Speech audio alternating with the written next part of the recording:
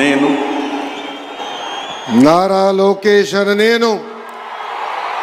శాసనము ద్వారా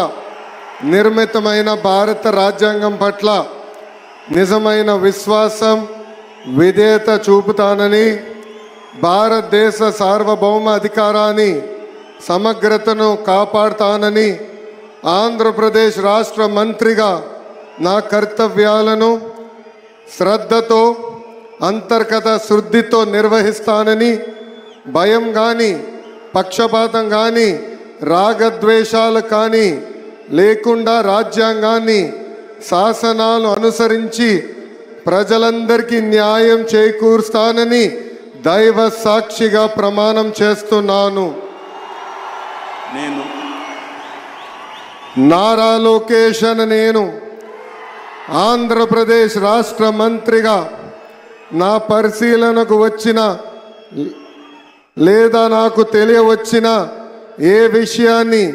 నా కర్తవ్యాలను సక్రమంగా నిర్వహించేందుకు అవసరమైన మేరకు తప్ప ప్రత్యక్షంగా కానీ